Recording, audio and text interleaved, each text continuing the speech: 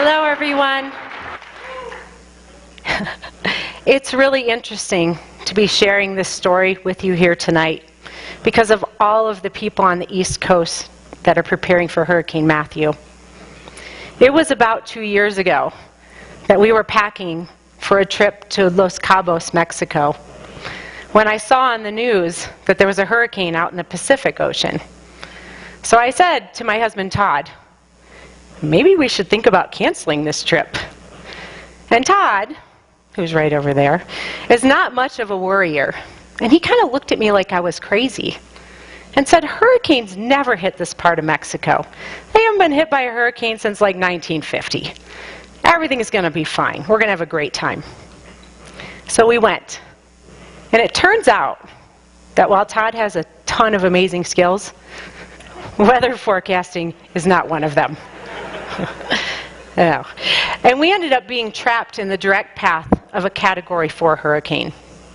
Now this all happened so quickly, there was no way for any of us to get out. And so we ended up riding out the actual hurricane in the basement of the resort with about 300 other guests. After the hurricane went through and they let us out of the basement, we found out that it had destroyed the airport, made all the roads impassable, knocked out all the power and phone service.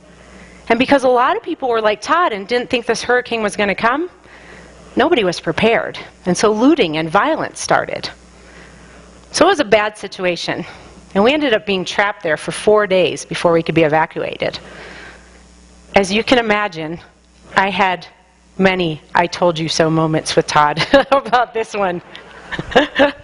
But you know, if I could go back and change history and erase this experience, I don't know that I would. Because it taught me a lot of lessons that I really needed to learn. The hurricane itself was terrifying. Scariest thing I've ever been through in my life. But it was those days after, when we were trapped with all those other people, that taught me so much. It gave me a glimpse into the way a lot of older adults live in traditional, institutional senior living environments, where people are telling you what you can and can't do, where you don't have any control and you're completely dependent on other people, and where you experience unbelievable feelings of loneliness and helplessness and boredom. The staff that worked at that resort were a lot like the people at CLC. They were dedicated and caring, and they stayed with us the whole time. But they made it very clear to all of us that our vacation was over. They told us we were no longer guests, but were refugees that had to obey their every command. They locked up every drop of alcohol in the whole place. Not good. They gave us a list of rules we had to follow and scheduled meal times, and they confined us to a small, safe area of the property. And that was my first lesson.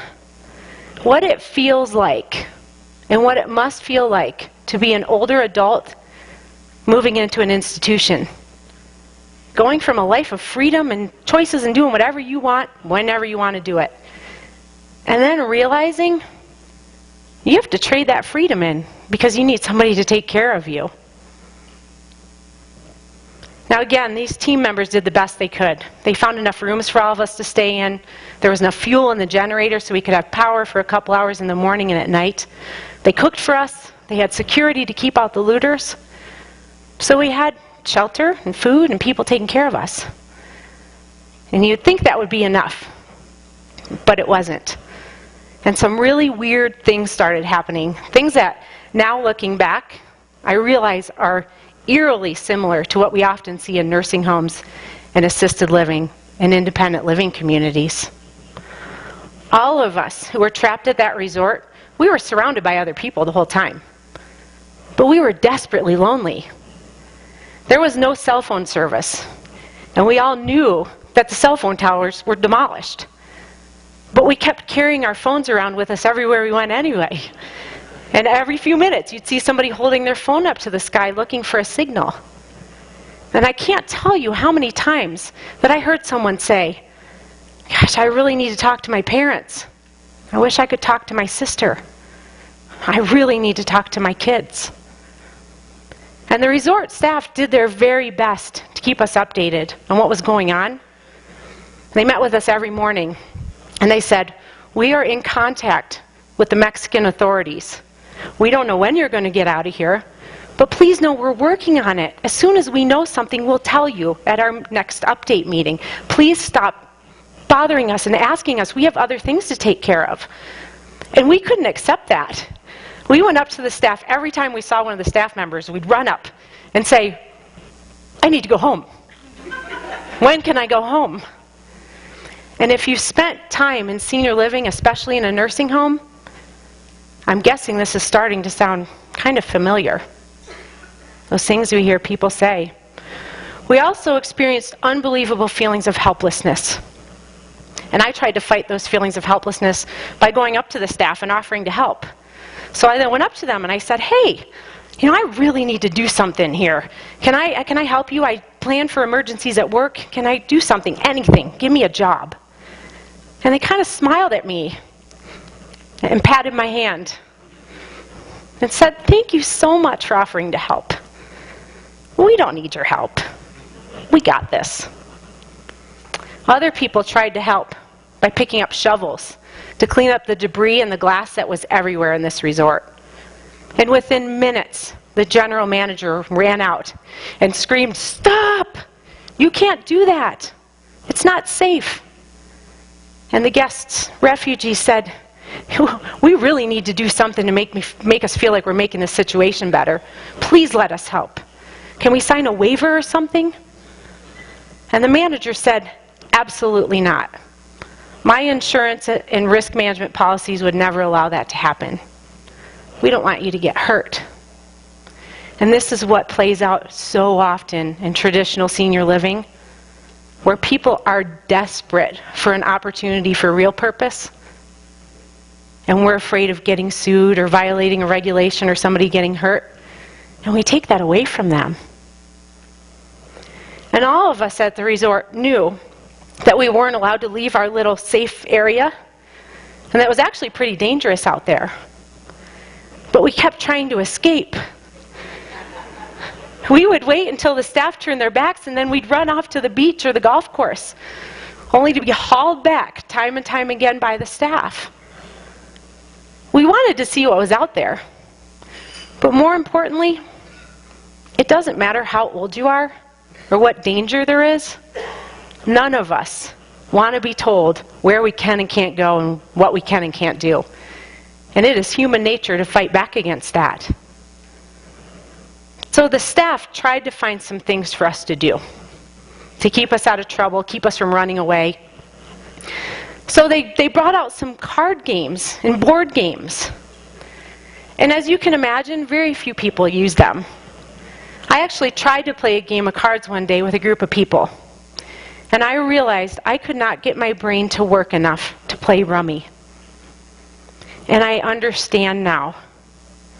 When we take away people's control over their own lives and take away opportunities for real meaning and purpose, it's crazy to think that we can replace that with a board game or entertainment or bingo. And like people living in an institution, our meal times took on great importance for us. Now, in a senior living setting, it's not uncommon to see residents lined up outside the dining room an hour before a meal starts. Well, that was us. Lunch was scheduled at 1 o'clock every day. And by 11:30, Todd and I would be sitting in our room, and we'd look at each other and say, "We should probably head down there. At least there's people there. Maybe something interesting will happen. There's nothing else to do." And I think I actually used to believe, somewhere in my head, that when you get older, you just need to be places earlier. And you need to eat earlier. But that's not it. When we see people doing things like that, it means that they're bored out of their minds and unable to find other types of meaning in their day. Often, well, sometimes in a nursing home, there'll be a resident who comes into the dining room with her purse and grabs sugar and crackers and stuffs them in there. and then she takes it back to her room and hides it. That was me. I did that. I stole bread, and I stole crackers, and I stole anything else I could get my hands on. I was a food hoarder. And I was told once, and I believed it for all these years, that people did that because they lived through the Depression. I believed that. I did not live through the Depression.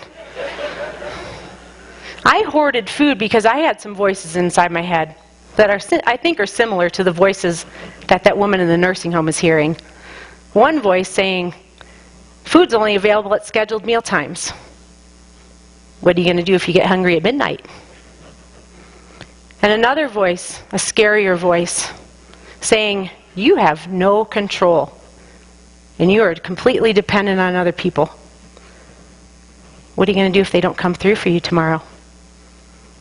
Like that woman who steals crackers and sugar, it's just a desperate attempt to regain some control over something really basic in your life. Like when you eat. What happened in this situation is that all of us who were trapped at that resort were institutionalized in a frighteningly short period of time by well-meaning, kind people who were just trying to take care of us. We all had really different reactions to that loneliness and helplessness and boredom that we felt. How do you think you would respond? We met a woman who was also hoarding food, and one night she became so upset and agitated that she started throwing food around the room, screaming at her boyfriend, and then ran out in the middle of the night. She was a petite little thing, and she was fighting so hard that it took 2 security guards to drag her back. Another man was angry and upset and belligerent, yelling at the staff, and tried to get the rest of us to join him in a forceful overthrow of management. Todd dealt with the situation by sleeping. Yep. 90 degrees, no air conditioning. The man slept just about the whole time. That was the way he knew to escape a situation he didn't want to be in. I, on the other hand, couldn't sleep at all. And I couldn't even sit still.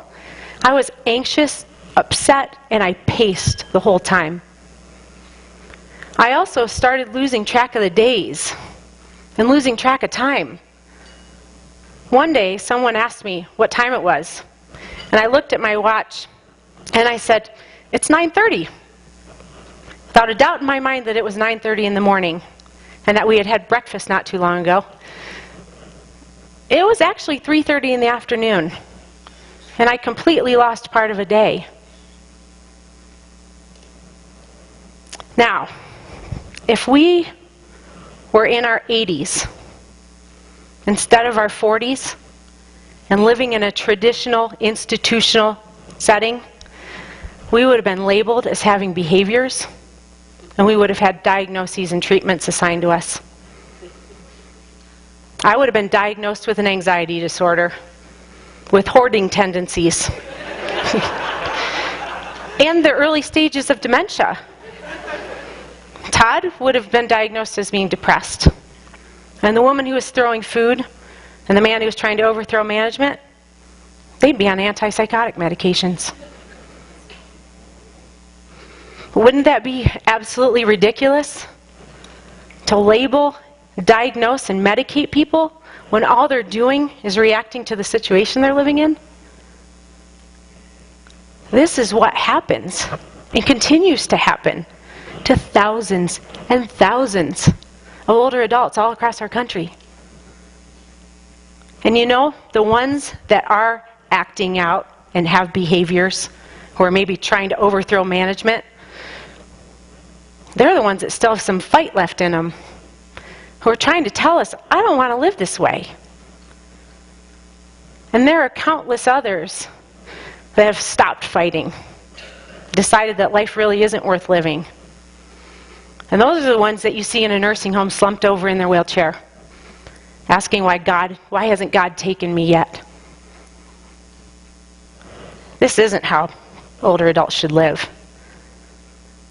And that's why we are working so hard on changing this with Christian Living Communities and Cappella Living Solutions. You know, when Todd and I finally were evacuated and we got back home, and I went back to work, my first day at Claremont Park, I walked in the front door, and my friend Ray Hogan was sitting there. For those of you who didn't have the opportunity to know Ray, that guy was one in a million. And he had a lot of purpose and a lot of different roles at that community. One of the most important roles he had to me was that he was a great friend to all of us. So he was just the guy I needed to see after this ordeal. So I walked in the front door. Ray reaches up from his wheelchair and grabs me and hugs me. And he said, "Kid, I'm so glad you're home. I spent all last week trying to hire a helicopter to rescue you."